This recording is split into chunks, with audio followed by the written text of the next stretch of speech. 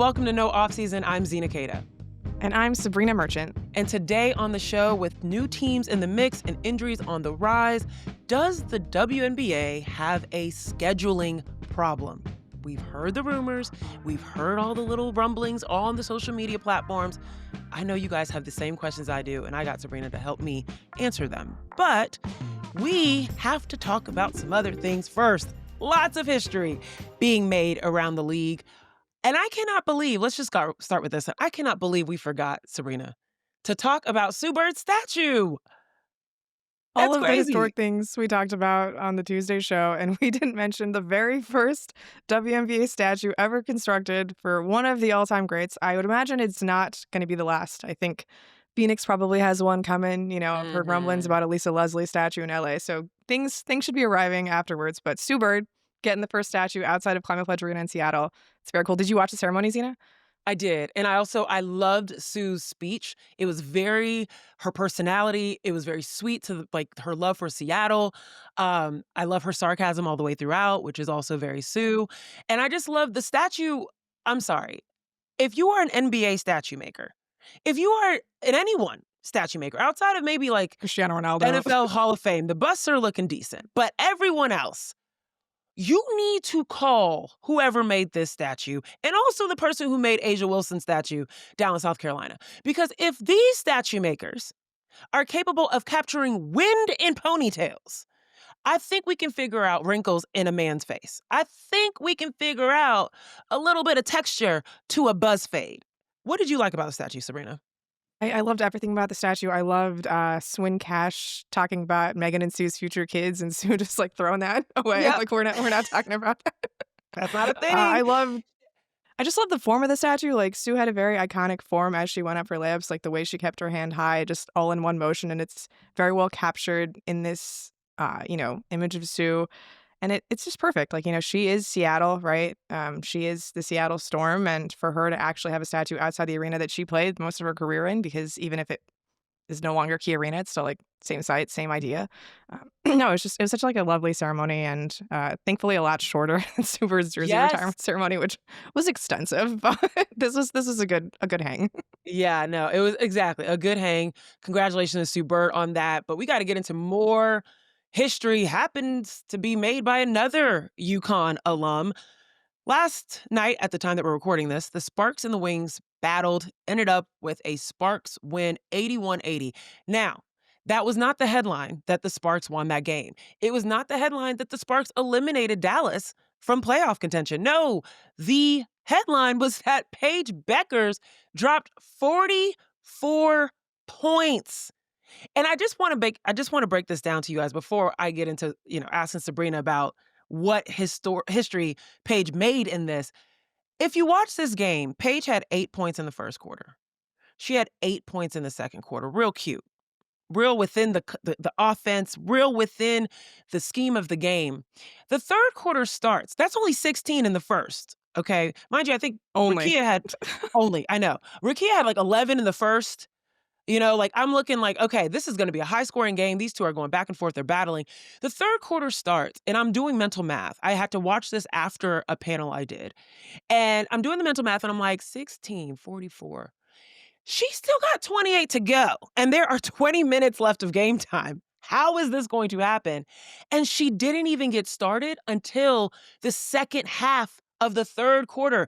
In 15 minutes, Paige Bueckers scored 28 points. Wasn't enough. Ultimately, Kelsey Plum gets the best of the Dallas Wings by getting a bank shot floater in the paint, wins the game. Sabreena, you were there. Bring us inside. What was up? Yeah, I've had the opportunity to go to a lot of really, really fun basketball games in Los Angeles. I'm talking, NBA, USC, UCLA, the Sparks, obviously. This was among the most fun nights I've ever had at a basketball game. Just the crowd was insane.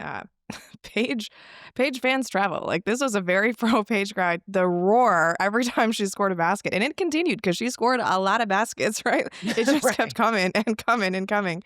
And you watch Paige play, and it's just so efficient. So freaking efficient. I don't think 44 points even really captures just the beauty of her stat line. She was 17 of 21 from the field.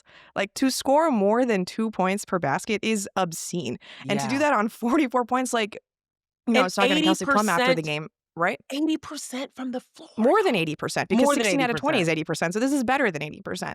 Oh, And she just gets you from everywhere, right? Like, she yeah.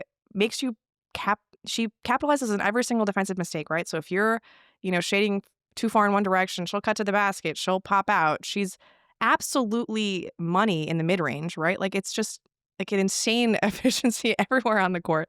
Uh, it was just something truly spectacular to watch in person. I mean, Mm. that it's a big game when like all of the celebrities come out in LA. And to me, it was Chet Holmgren being there because, fellow Yes. Minnesota guy, obviously, big Paige Bueckers Yes. fan. He was standing after every single basket, and just apologies to whoever was sitting behind him because that is a tall man standing for every single basket and probably ruining Right. your view of the rest of the game. But she was just special. Like, the Sparks, Lynn Roberts talks about Ray Burrell being the team's analytically best defender ahead of the game. She plays a lot of minutes.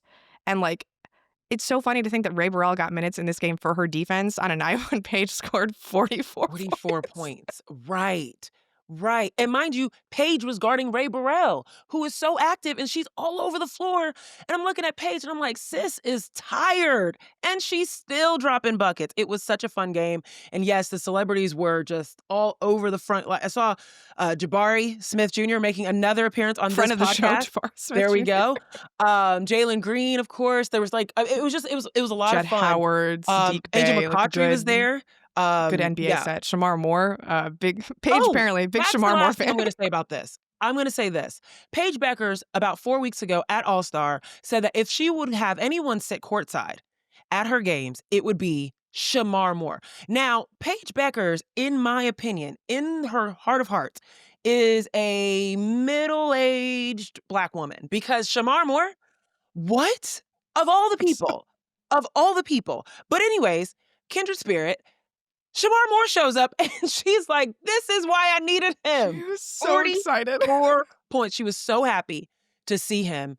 Yeah. All around, just so much fun. Of a story, the way the game was won. Shout out to the Sparks and the Wings. They were the sole game the other night, and they gave us a full entertaining experience. So let's keep it moving. There's a lot to talk about. There's another big game this week. Tuesday night, Liberty derailed the Lynx's regular season sweep. Now, it is important to note they needed to do this after having lost the last two in this 3-game matchup that was happening, and they defeated them at 85-75. Sabreena, it got a little spicy with some quotes Spicy. coming out of that one, okay? And I will say this, before we even get into the quotes, I said a few pods ago, I was like, how would we describe New York? And I said, beating the trees. After this game, it's not just beating the trees, it's beating the 3-point shooting threes. Everyone was shooting threes. It was ridiculous. And I also want to particularly call out this play because I don't know if Kennedy Burke made the read or if it was specific, but towards the end of the game, there was a double screen at the free throw line for Kennedy Burke to come across both of them. She came across the first one, didn't go across the second one, and slipped in between, got a bucket. That was a huge bucket. I know we keep talking about the Sabreena one. That was a huge bucket by Kennedy Burke as well. And I was just like, oh, the execution of the Liberty is just like immaculate. And it was really well done all throughout this game. Defense was on point. Minnesota was kind of like a little bit out of sorts throughout the game. What were the quotes on this rivalry, though, that you heard post-game? So, I mean, that's the fun word, right? Rivalry, because we've had this conversation on the show of what constitutes a rivalry. How many times do you need to play Mm. each other in the postseason? Like, what is it? Just a WNBA created thing that happened during Rivals Week, presented by Ally, right? There's 3 games, but I Well done. think that Sandy Brondello talking about this matchup just really affirmed everything that I thought about the Liberty and the Lynx because she's like, we heard Courtney Williams on the Stud Buds talking to Jalen Sherrod saying, she left that punk ass team and now she's with us. And Yes, she's like, right, I know the exactly. players, like she's pointing to her players behind her, keep downplaying this. Like, rivalry is great. Of course we're rivals. Of course we don't like them. Of course we want to beat them. And you mentioned they had lost the first 2 in this 3-game set. They'd lost the previous matchup too, right? So 3-0 in the season Right. series That's right, against yep. the Liberty. So it was very important for them to want to win this game. And, Natasha Cloud can say a bunch of things about how they live in Minnesota's head rent free. And that's honestly a little rich when she wasn't on the finals team last year. But uh, Hey, I she's think very much within the New York within mindset, she's so already Liberty Liberty. It's all there you taken care of. Yeah, yeah. But you see Sabrina's reaction after that shot and like the yelling to the crowd and the bench and go. sing night night on the broadcast Broadcast afterwards. And afterwards, it right. clearly meant something. It's not just, oh, we got one game in a 4-game season series against a team we might play in the playoffs. It's like, no, this is clearly a matchup that has meant a lot to the Minnesota Lynx. They really wanted to win these games, especially that first one in Barclays Center, where K-Mac even said that she'd had some PTSD walking in there for the first time after Game 5. Uh, Oh, yeah. Sandy saying that it was a rivalry just warmed my heart. Like, of course it is. Like, this Yeah. matters. There's an extra juice to this. Like, my dad called me after both of those games on, what was it, Sunday and Tuesday, and was like, oh my God, like, who's this girl, Kayla McBride? Like, it's so much fun watching her play. And then I love it. obviously he's obsessed with Sabrina. So it was just like really into that shot. But like, these are the kind of games that just get people going, right? Like, they were all on national TV. And even without Stewie and Nafisa, I know we were really upset that we didn't get to see that part of the matchup, but credit to both of these teams, like the effort did not wane. You still Yeah. saw just like maximum intensity from both sides. Leo Fibich coming into the game on Tuesday saying, "Oh, we're gonna win this one. Like we have to win this one. That's the Confident. difference." Yeah. And I just loved it. I loved that there was so much stakes in a regular season meeting. I love that they all met the moment and like played really good games. I mean, I'm sure like teams would have rather shot better and like not made as many careless turnovers, but like you can Turnovers, credit yeah. play on both sides for why those things happened, right? So I I honestly am a little scared of what is to happen if these two teams do meet in a 7-game series and how much that could potentially ratchet up over the course of that many games. But hey, like they look like the two best teams in the WNBA, and it was really fun to see them play like it. Oh, I love that. Yeah, it's great whenever these big time matchups happen on national TV and they meet the moment. They meet the energy behind it. And you're right. Watching Sabrina fall to the ground, get back up, get hype. Like there's so many, like especially the one where she just laid there. I was like, yeah, this is taking a lot out of you, obviously, but you are so happy when players are able to make those type of big shots. And we saw that all throughout the finals. And I'm not going to say that that's what I want another one of those, but it was the best WNBA finals, like, ever, so wouldn't be against it, let's just say that. Let's keep it moving. There was also a lot of exciting comebacks. We've seen in recent weeks, we had Ryan Howard come back a few weeks ago, and that was exciting to see her back on the court.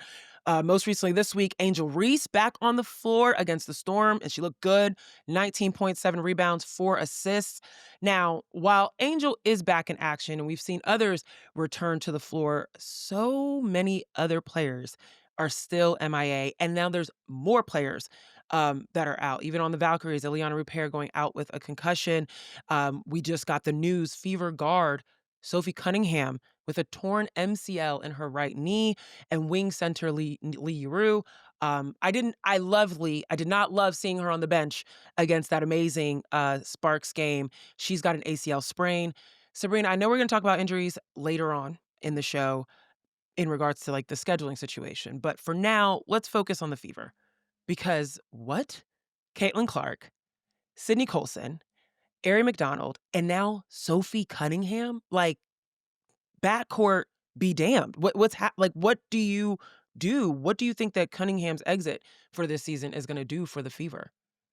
I mean, it dramatically changes what they're capable of, right? Like she was playing backup point guard with Ari and Sydney out, and like backup point guard in the sense that like Caitlin Clark is your starting point guard and she's not even in the game, so it was like basically two of Kelsey Mitchell, Lexi Hull, and Sophie were on the court at all times just to make sure they had enough semi-ball handling. You've got Odyssey Sims obviously coming in, sort of steady the ship. They bring in Shea Petty now, another veteran point guard who just knows how to get people organized. I think Steph White must have used the word organized like 16 times in her availability the other day after they brought Shea Petty in.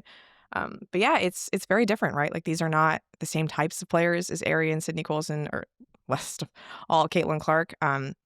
Indiana is very much in like the playoff bubble. They're not set to make the playoffs by any means. They could easily fall back behind an LA or a Washington or, Seattle. So it's going to be touch and go. And Indiana has the toughest schedule going forward. They play Minnesota 3 more times, which we talked about Jeez. the Lynx a little bit. Those are going to be 3 hard Right. games. So you just feel for the Fever. Like, it's just terrible adversity. You think about all of the good vibes they had last year, right? Just this massive success and bringing in a new fan base to Indiana and, like, reclaiming this glory that the Fever had achieved a decade ago, and now it's like you were hoping that that's supposed to be a continuation of Yeah. that momentum, and instead it's just this real buzzkill of a stop sign. So hopefully this is like a one-year blip and everybody comes back healthy. Like Sophie said, she was happy it wasn't a torn ACL. Like I think we'll just hope for the best going forward. But like you just look at this team, it doesn't really feel like a contender anymore, right? Like I know they have Kelsey Mitchell, I know they have Aaliyah Boston and Tasha Howard, but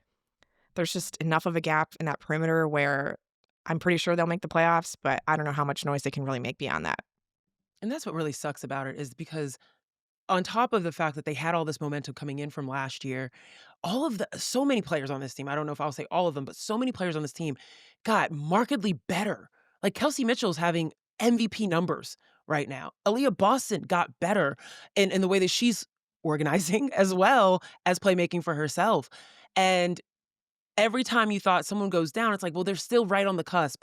And now it kind of feels like it might be out of hand. But we shall see. Definitely sending healing vibes to Lee Yuru and Sophie Cunningham, the entire Fever squad, and everyone throughout the W that is nursing injuries, trying to get back on the floor. Okay, last but not least, before we get into the scheduling situation, talk to me about the drama in Connecticut. Because what? First and foremost, as a person that went to school in Connecticut, it's usually dry. Okay, it's usually just very, very professional, corporate. Everyone's nice. Everyone's This is getting messy, Sabrina. Okay, this is getting messy. What is going on in this Connecticut Sun sale? Right. So we talked about this a few weeks ago how a bidder from Boston, Steve Pagliuca, former minority owner of the Boston Celtics, had made a $325 million offer to buy the Sun, potentially relocate them to Boston, where he was planning to put in another $100 million to build a practice facility for the team. Seems like a great idea, right? You Mhm. move the team to a bigger market, all due respect to Uncasville, Connecticut, but this is a market that I think can handle what the WNBA is becoming at this stage of its existence, right? An owner who clearly very much cares about professional basketball and putting his money where his mouth is by, you know, talking about the practice facility right away. Except the WNBA is sort of putting their thumb on the scale here, right? They are kind of trying to direct who the Suns sell to, whether that's an Mm. existing NBA owner. Really, no, just an existing NBA owner is what the WNBA wants to do is have the Sun, if they are going to sell, then it has to be to an owner that's already on, the NBA Board of Governors. And that's sort of where we have reached this complication because the Sun want to sell either to Steve Pagliuca or Mark Lazary, another former NBA owner who wants to move the team to Hartford. Uh, Mm. and again, $325 million would be the price tag for that sale to Mark Lazary. And, reporting from our colleague Mike Vorkunov at The Athletic, and you can, read this on the site or watch his new YouTube channel, Business Decision. But he, sort of laid out how the WNBA had tried to get the Sun to sell to Cleveland or even to sell to the league so that they could eventually sell to Houston and move the team there. And all of these options would come at a slightly lower price tag than what the Sun have already agreed to with, Steve Pagliuca and Mark Lazary. So it is really interesting just to see how the WNBA wants, the future of the Sun to look versus what the Connecticut Sun want their future to look like. And they don't exactly seem to be on the same page. That's crazy. And it does feel like it's getting a little tense. The craziest part about all of this and reading Mike's piece is that the the Mohican tribe that are making this decision right around the Connecticut Sun could sell the team to the league for $250 million, which is fascinating. You're just taking the money that you might have just gotten from a new team and applying it to another team, and then from there, selling that team and getting that money back. Um, Interesting, interesting, interesting. All I know is I've learned that apparently the league has $250 million just sitting there available to them.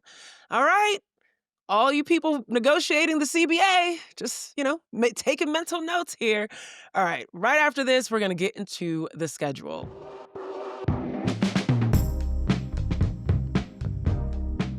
The 2025 WNBA season, yes, the one that we are watching that is playing out right now, is the first season to feature 44 games and also a best of 7 WNBA finals. Now, we've seen all of these injuries and a lot of grueling travel. And the schedule seems to be a real sticking point this year, not only for all of us that have to watch 4 games at the same time, but particularly for the players, for the coaches, for the broadcasters, everyone that has to be at these places. And it just seems to be an issue. And it's in these ongoing CBA negotiations that this needs to be addressed.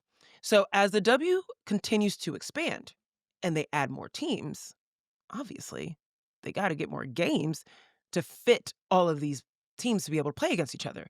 But now the question is, do you put it within the frame of the current calendar, or does the calendar expand? How do the players feel about this? There's a lot to talk about when it comes to scheduling in the W. So before we dive into these deeper questions, Sabrina, I gotta ask you first, who exactly is responsible for making the schedule? And I know that there's so much tech now. I know that, like, there is an Excel sheet somewhere that can calculate this all for you. Hell, they might be asking ChatGPT now, but there's all these different ways in which this can be made, but we're still seeing issues. So, what factors into creating the schedule to make everyone happy? Yes, the WNBA actually put together an explainer about last month, when these conversations were sort of reaching a boil, right? Because you hear a lot of the players Mhm. talking about the cadence of the games and how difficult it is. And, I've heard coaches talk about the cadence of the game as a reason for why we're seeing so much parity because it's just hard to get up every single night when you're playing games this frequently. And, to be at your best is difficult. So that's why you see teams that are lower in the standings sometimes beat teams that you wouldn't expect them to. So, yeah, cadence is a word that keeps coming up. But essentially, the Mhm. way this schedule gets organized is the teams submit dates when their arenas are available because that's number one, right? You have to have a Right. place to play the games. They submit those dates to the league, and then the league sort of runs it through a formula and gets an optimal 44 game season for everybody that doesn't have anybody playing 3 games in a row, tries to limit the number of back to backs, and maximizes like rest versus travel, right? Like you don't want teams flying to Atlanta one day and then back to Seattle the next day, right? Like there's all of these factors that have to be considered. So they think about rest and recovery, thinking about, not playing the same team. Well, 4 times in a row is actually the limit that the league decides. Apparently you can play the same team 3 times in a row. Right. That's And, not a you problem, but know, 4 is too much. right. And then again, fitting within the arena limitations, right? Because the last thing the WNBA wants to do is really force a team to play outside of its normal home. Exactly, especially when it's supposed to be a home game, and I know this is actually a point of conversation out here in the Bay. Earlier this season, it was reported that there's a possibility if the Valkyries make the playoffs that they might need to move out of Chase Center, which is where Valhalla has taken home and made its home, and go back to Oakland Arena, which is where the Warriors used to play before they opened up Chase Center. That then was reported on top of and was said that 2 Valkyries employees said, "Nope, that is not the case." But we won't know until we see it in terms of what some of these arenas have to do because I think Golden State is a unique example. They have this team that's an expansion team, and if you look at all the expansion team history, playoffs are not usually in the cards. And then you have to think about, okay, playoffs would happen at this arena before the NBA season, but uniquely, Chase Center has a tennis competition coming to them during the time of playoffs. The Laver Cup would literally be starting, I believe, on September 19th. So that's a unique situation, but that is one that they're going to have to figure out when the time comes. But then we see Well, you mentioned situations. this tennis cup being a unique situation for Golden State, but being forced out for playoff games is not a unique situation That's in the what I was just going to WNBA. say. Right, right. We've You seen it think with other about teams. What happened? Phoenix regularly forced out of Yeah. their arenas around the playoffs, whether it's Disney on Ice. We there was this great New York Phoenix single elimination game a few years back that was played at Grand Canyon University because the normal arena Yes. was unavailable. The Phoenix Suns had to reschedule a preseason game once during Phoenix Mercury playoff games. Right, they even did a double header so that the Suns would play first and then the Mercury, so that everybody could technically be satisfied by that arrangement. You've seen the Las Vegas Aces get moved to Thomas and Mack Center, outside of their original arena at Michelob Ultra Arena. Um, the Washington Mystics basically played their entire title run in 2019 outside of Capital One Arena because that was undergoing construction. So they were at like George Mason and a bunch of other schools in the area. Even Minnesota, I think the Sparks like the year that they won a title in 2016, they didn't clinch it in Target Center. They clinched it at another arena in Minnesota, or maybe that was 2017. But like Lynx, again, one of the more historically successful Wow, franchises in the yeah. WNBA going through this. So uh, with arenas like constantly undergoing summer renovations, because frankly, it's a lot harder to do renovations during the NBA season because there are more games and sometimes they have NHL teams. So it's like, do you inconvenience two teams or just one? Uh, and then you have concerts and all these other things happening that impact the schedule. So, yeah, suffice to say, like the WNBA has a lot of moving parts when it comes to how they can decide where to put their games. Yeah, and the larger thing on top of it already being one, you're inconveniencing players from playing in their home court. They're not in their same vicinities in terms of the court, but they're also not in the same locker room situations and all the things that lead into how you feel before going to a game. That's one thing to inconvenience the players from that perspective. But what this also does when you have situations in which it's like Disney on Ice, Phoenix Mercury game, playoff game by the way, it devalues the product, right? We're talking about telling the fans of this team, telling the team itself that this product that is not women's basketball, that is not your game, that is not a marquee game in your schedule, is not important enough to prioritize.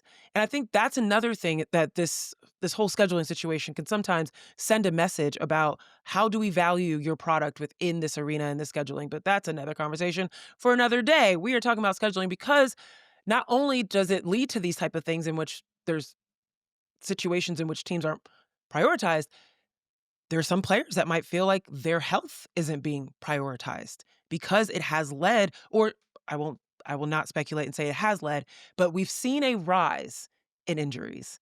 And some could make the correlation that these games, the quote cadence of the games, and just how packed the schedule is now and could potentially get later with more teams could be contributing to the amount of injuries we're seeing. So what are the numbers telling us? Like, where are we actually with what injuries are looking like, and how many of these injuries are we seeing are due to increased schedule or just intense schedule? Right. So let's sort of break down how the games have worked over the last 5 years, because I think that's the most realistic Sure. sample size to look at here, because 2020 was a bubble season. It's very different. 2021, there were 32 games. 2022, 36 games. 2023 and 24, there were 40 games. And in 2025, we're seeing a 44 game schedule. So an increase of four, four times, three times during that stretch. And all within the relatively same calendar footprint. Like it's basically a May to October schedule every year. 2022 is actually a little bit shorter. They ended in September because they needed to get all the players out for the FIBA World Cup, which I don't know if you might remember, like the Aces basically taken off right after the parade to get to Oh, yeah. Australia for the World Cup, which That's had already begun, actually, and they were just, correct. Asia came flying in in during group casually. play. Yeah. Right, Asia came in Still won casually and MVP became of the the World Cup for I what was it's just worth. gonna say, got the MVP. She was on a crazy run that year. Yeah. Crazy run. Yeah. Crazy run. Yeah. So the number of games has consistently increased during this time period without a corresponding increase in the number of days of the schedule. And, even when the schedule stayed relatively stagnant between 23 and 24 with 40 games, 24, there's like a month long Olympic intrusion on the schedule, right? So it seems like the schedule is actually the same length, but really there was much less time for teams to actually have to play games because you had to take out the month for when people were in Paris for the Olympics. And it's not like, they weren't playing games at that point either. So Right. basketball Remember, keeps happening. guys, the WNBA has a lot of players right now that play for Team USA, but not just Team USA, players from all around the world that were also playing in the Olympics. So it wasn't a full break for these Exactly. players, or just 12 that were on the team, a particular team. Yeah. Right. So we've been watching the season, and, it seems like we start every podcast talking about a latest injury update. And it does feel anecdotally like there have been a lot more injuries this season than there have in years past. When I asked the WNBA about it, they said that their injuries felt relatively in line with previous seasons, which I don't agree with, frankly. But, that's what their data says. So I decided to just sort of look at high level injuries. So what I did here was I'm just going to find the all WNBA players from the year before and how many games they missed the next season, right? That's sort of just like the best outline I could make up of like the best players missing games, right? So if you were on Mm. an all WNBA team in 2020, how many games did you miss in 2021? And so on and so forth. So you look at it, and In 2021, the all WNBA players missed an average of 4.6 games that season, each of the 10 players, right? Out of 32 games, doesn't seem like all that many. In 2022, the all WNBA players missed an average of 3.2 games that season. Then 3.9 the next year. In 2024, we get to 5.9 games missed by all W players.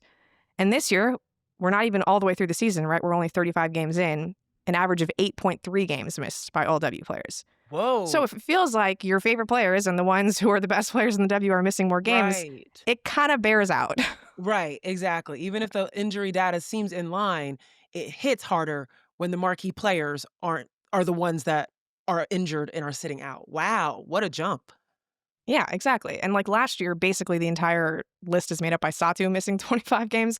But this year it's like everyone, like Stewie's missed Yeah, 10, Caitlin's missed 22, Kalia Copper missed 16, Jonquil Jones has missed 12 games, right? Like everybody seems to be going through a bit of the injury bug. So again, we're not trying to say that there is a causation between schedule and sure. injury, but it definitely seems like there's some kind of correlation between more games and more people having to miss games. Now, I really hate that you just said that because the question is, it ain't gonna stop in terms of the calendar. There are 2 new teams coming to the WNBA next year. They have to find a way to get into this schedule. There are Mhm. inevitably going to be more games. Now, the question is, especially with the CBA being negotiated, does the schedule expand? But we have to remember there is the NCAA season that has to happen.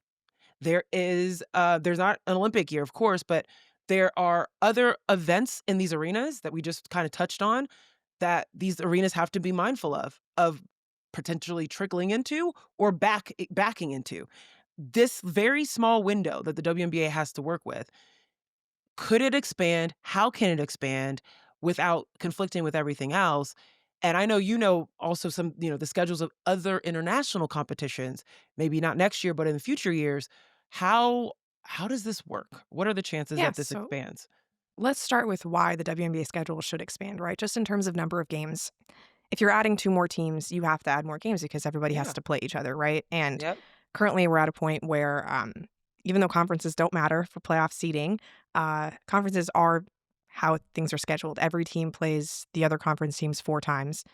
And then in the East, there's a couple extra games because they have fewer teams in their conference this year because it's slightly imbalanced. And so if you want, to play every team in the WNBA at least 3 times, if they're in your opposite conference, you're just going to have to add more games, right? Like if you're adding Toronto and Portland, you're adding Cleveland, Detroit, Philadelphia, like eventually you're going to have to come down from everyone has to play each other 3 and 4 times because it's going to get Correct. be too burdensome. But there just has to be more games because, you want to play everybody else in the league. And we've talked a lot about the WNBA media rights deal that kicks in 2026, an average of $200 million per year for the next 11 years. That deal has what's called a look-in provision in the next few years where they'll reevaluate based on a number of factors, including playoff ratings and inventory. And what does inventory mean? That means more games, right? So if the WNBA Mhm. has more games to sell to its broadcasters, that allows for more money to come in. And wouldn't you want more media money to come into the WNBA, right? Like that Absolutely. seems like a generally good thing. Yep. And if you're trying to establish, and expand the footprint of the WNBA just around the United States, around the world, having more games is generally a good way of bringing more people in, right? So I can understand why the WNBA feels it is beneficial as it is a growing property to increase the number of games on its schedule, right? Like that logically tracks. However, it's hard to just stuff more and more games from May to October, right? Like there's only so Yeah. many things you can do to stuff these games in. And it is easier with charter travel, right? Like you can accommodate more back-to-backs now than you could in the past, but at what cost, right? Right. So that's when you start talking about, okay, can we extend earlier or later?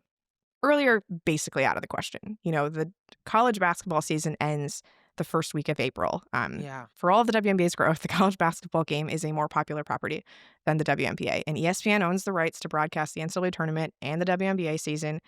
They are not going to mess with their college basketball Final Four property, right? So you have Mhm. that. That leads a week later into the draft, right? We always talk about what a quick turnaround this is. Training camp starts 2 weeks later. I don't feasibly see how you can move the WNBA season earlier without just like taking college players from the Final Four onto their WNBA team the next day. Like they're Well, just, what are that you going to do, happened right? that happened to Candace Parker. Like, she literally won her championship. Well, she didn't immediately go into season, but she won her championship at Tennessee. The next night Mhm. got drafted. Like, at least now there's a week Right. At between least there's that. a But week like, now, right? but So yeah, it would be insane. yeah, Yeah. moving the schedule up doesn't make a ton of sense to me. So then you think about extending, like further into November, let's say, right? And this is where the arena availability thing that we were talking about comes into play because now, WNBA teams are up against concerts and, this tennis cup situation that's happening at the Chase Center. They're not really up against NBA teams yet because their preseason basically starts at the start of October. The regular season starts at the end of October. And a lot of their preseason games are played at, off-sites, not necessarily in their NBA arenas.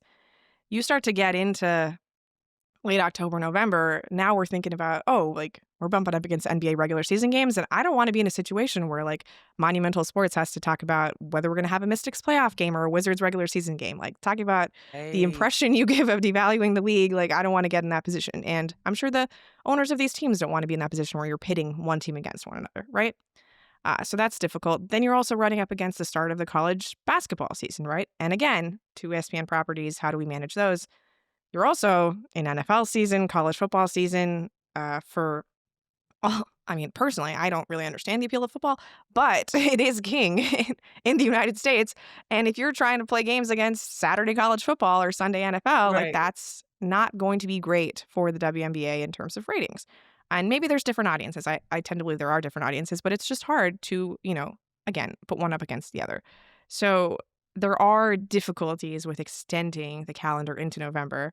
And that isn't to say that the WNBA won't try it. I think next season we're Yeah. actually going to see something of that sort because the FIBA World Cup is in September of next season in 2026. Right. Okay. So the most common answer that I'm hearing is the WNBA is going to take sort of like a 2-week break after the regular season before the playoffs, let players go to the World Cup, then come back for the postseason and finish it out, which would cause that to extend into November. We'll see. There's obviously still a lot of discussion to have regarding this, but like if you have a 44 game season, which again is bare minimum because Toronto and Portland are being added in 2026, Mhm. how are you supposed to finish that and the playoffs before September 4th? It just like what you're playing 6 games a week? Like Right. I don't see There's how no that's gonna way. work. Yeah. There's no way. You won't have a good product. That's for Mhm. sure. People won't have the opportunity to recover and rest and be able to take the court their as their full capacity. This is a mess. Um, and the thing about it is that you look at how the WNBA is prioritizing these NBA owners in the expansion teams. I'm sure there's been discussion internally with these NBA owners being well aware that this is a possibility of their 2 children, their basketball children in the NBA team Right. they own and the WNBA team they own being in conflicting space. Now, this ain't high school. And, how cute would it be if it was like, "Oh, Friday night lights, like, girls varsity plays before, the men's varsity," and it's like or, And I again, mean Phoenix did that for a preseason game, but it's they not did, but sustainable. they Yeah. flipped it. They flipped it. They had the men Yeah. first, I believe. Uh-huh. Right, because Eh preseason less important than a finals game. exactly, exactly. And it's not a good thing because let's just be real, most WNBA fans aren't necessarily NBA fans, and a lot Mhm. of NBA fans aren't necessarily WNBA fans. If you're a basketball fan, you're both, but anywho, um, I think this is gonna get real interesting because the people that are entering this conversation no, hell, all the owners now that are in this conversation when it comes to being an NBA owner and a WNBA owner, it used to be easy to say, my team that's worth like 5 mil, I'm gonna put them to the side real quick. These teams are worth a lot of money. Sure, it's still different in terms of the NBA is gargantuan in comparison to the W, but this isn't pocket change anymore, right? These are serious investments that these owners are making, and they're gonna have to figure it out, come to the table. That leads to my last question about, what are the players saying from the CBA negotiations? Because the owners are part of that on the other side of this. What are they saying? Right. Well, the players have made it very clear all season that they feel the weight of the season, the cadence. Again, that name keeps coming up, right? Like Satu Sabali talked about this, how she didn't feel like player health was being prioritized because they had to play so many games. Like I think this was when Phoenix was going through an 8-game and 16-day stretch, and you think about the New York Liberty, they're on a 15 games and 31 days during August, and some And, like, I don't really think that includes a lot of back-to-backs either, so it's like you're basically just one off, one off. And how do you practice, right? Because no teams practice the day after a game if it's an evening game, and then your next day is a game, right? Like, we kept hearing this stat during the Liberty Lynx broadcast of Emma Meeseman's played, like, 7 or 8 games with the New York Liberty. She's had 2 practices with the team just because Yes. they This was the haven't had thing the with Caitlin opportunity to Clark. practice. Right. Remember early in the season of Caitlin Clark last year, she could Right. barely get practice in because Exactly. they just had all these games. Sorry, keep going. Yeah, and I think the game, just the quality of the WNBA game is so much faster, it's so much more athletic, like, you have to cover so much more ground on the court at any given time. That style of play is just naturally harder on the body than it was 5, 10 years ago, and it taxes athletes more than it did in previous seasons, and I think you're seeing the result of that. Like, it's just harder to get through a WNBA game. Such a talented league, right? Like, every team is good, every team has players that make you work, um, and the players are feeling it, right? Like, Nakaguma has talked about this, and she's the president of the players union, so obviously her voice carries some weight about how hard it is just to get through this season. Some coaches have, like, mixed thoughts on it, like, some of them like the bundles of games because that means that you'll have gaps later where you can actually practice, right? Like, Minnesota had a 9 games in 16-day schedule, and I think, you're seeing sort of, like, the other side of that where they got Saturday to Sunday or Sunday to Saturday off the whole week, and you get to integrate Dejanay Carrington into your team. Right, right. So it's like, do you want the one day off, one day on, if that means that you never get time to practice later as opposed to, a bunch of games bundled together? It's a whole mess of things. But suffice to say, the players are making their feelings about this very clear. I mean, we heard this at All-Star, right? Like how they said they didn't try hard because they had to play in 2 days, right? Exactly right. This was Aaliyah Boston's argument to Candace Parker being like, "Listen, we ain't gonna go out there and play this hard. We have a game Yeah. on Sabrina Tuesday." Escu said the same thing at the podium that night too, right? Like, we Yeah, probably would have tried harder if we weren't going back to the season in 2 days. Yeah. exactly, exactly. Yeah, this is so interesting. So, I gotta ask you, Sabrina, we gotta put on our caps. Um, our essentially our Kathy Engelbert and team caps. And if we The were commissioner the caps. Yay. commissioners, okay, commissioner caps, if we were commissioners for the day, how would you change things? I'm gonna let you go first. I feel like you're gonna be practical. You're gonna have some sense to yours. Mine's gonna be a little wacky. Okay, so I always think I'm sorry, I keep doing this, but, like, there are big days on the calendar that you wanna prioritize, right? And the WNBA doesn't really have, like, a big day other than opening night. So to me, Mm, opening night, I think you have to have a rematch of the WNBA finals. It just has to happen. I agree. I'm So with that's number that 1 on my list. Yeah. 1000%. That's a great one. Way to start. Number 2 is I don't think you should be allowed to play a team 3 games in a row. It just should not happen. I agree with that too. See, here we go. I told y'all, Sabrina's practical. These are all Yeah. things that could be implemented quite literally tomorrow. Yep, Yeah. keep going. And then, I don't think you should be able to play, 3 games in 4 days. I think it's too many. That is a lot of games. These bodies are not AAU bodies. These are not the same bodies that used to get up and go play 5 games starting at 8 Right? AM and Slightly be different level fine. of competition. Literally, yeah, very different, very different. I'm with all of these changes, Alright, so those are and my big changes here. Yeah. okay, okay, literally, that is something we can, like, send off to the league tonight. Um, those are real things. Mine are a little bit different. Okay. Let's do it. I Yeah, let's do it. So, number 1, so you were talking about the fact that there's gonna be all these expansion games, and because of that, there's no way that these teams can play each other 4 times and fit it, right? So, I'm thinking, what if the actual number is, like, 2 to 3, and if a team actually, like, let's go with 2. You play Okay. every other team 2 times. Uh-huh. And if you guys really like the matchup, the fans get to vote in what actually is rivalry week. Well, I can't even say that. Rivalry week It's just presented Rivals by Week. It's Ally. much easier to say, Zena. Just Rivals Week. Yeah. I know, Rivals Week. Anywho. Yeah. So yeah, ours is gonna be called Rivals Week. Okay. And in Rivals Week, the fans are like, listen, we've seen these, everyone's played each other at least once or twice, whatever. We will decide who needs to play a third or even a fourth time. And this will happen during Rivals Week. It can't be every team, right? It's going to be a select few. You guys are really special and you've done really well in these matchups. And we want this to be Rivals Week. Now, how would that play for the actual numbers that, you know, provide standings and seatings and all the above? I have no idea. That's why I'm commissioner. I have a team that will figure that out. But that will be Sure. the new rivals week. Okay, that's number 1 for me. Okay. Fans get to decide who you wanna see. Number 2, speaking of those Friday Night Lights games in which the varsity teams go Sure. and play, and it's cool because, like, the varsity girls are in the stands and they're cheering on the guys, and then the girls go and they play, and then the guys play, and the girls are like, "Yeah, whoa, whoa," and boys are like, yeah. I just loved my varsity men's team. I thought it was really fun that we were all, like, friends and homies, and we supported each other's dreams. Now, there's a way to do this with the NBA because we've seen it. I mean, look at the Sparks Wings game the other night. Those guys were having a ton of fun watching. I think that when these opening night games, if you were to extend the schedule where it creeps into October and maybe late October when the NBA is starting, I think that there should be, from a broadcasting perspective, the opportunity to have a WNBA playoff game back to back stacked onto an opening night game. Lock into ESPN, lock into NBC, lock into Amazon, lock into whomever it is that's going to have these games. And it's like, don't move from your couch. There's going to be a playoff WNBA game and an opening night NBA game. Excitement for everyone. It would be fire. And then my last one, this one I think is yeah, I think I'm gonna go with it. I basically think that, I want the players to get a chance, to play for the global games.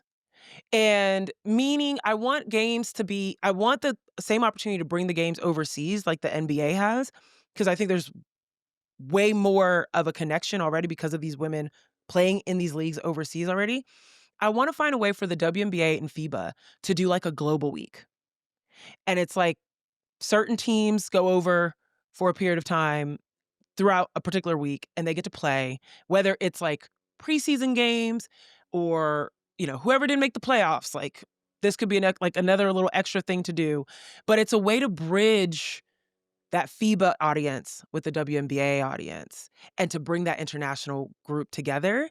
And maybe it's the WNBA players playing against, pr groups out there. That would be hard because a lot of them are part of the groups They're out also there. on those teams. Yeah, also on those teams.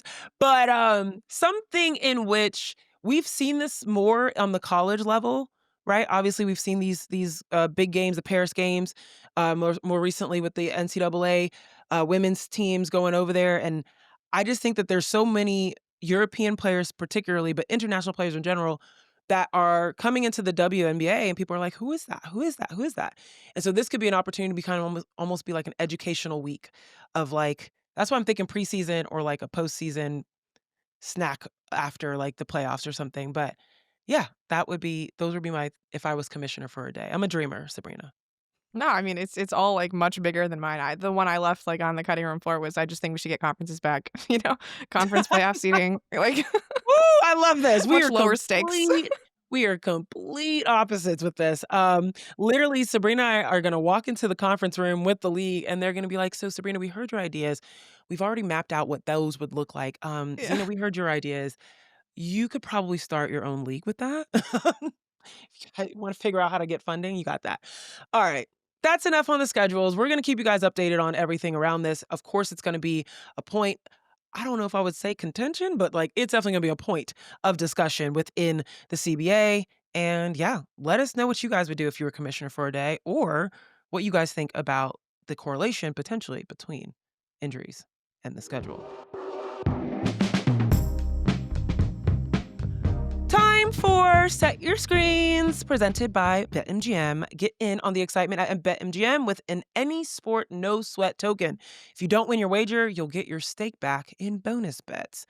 Sabrina, what you watching this weekend, girl?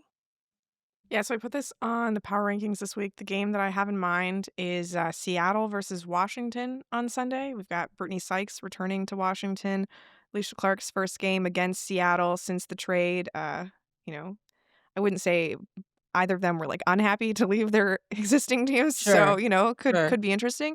And then we have just the lovely pick manipulation drama of Washington winning more games to make Seattle's pick go Right. a little bit higher, and Washington obviously owns Seattle's pick as a result of the Brittany Sykes trade. So some fun little details in that. I love it. I love a good little underlying storyline.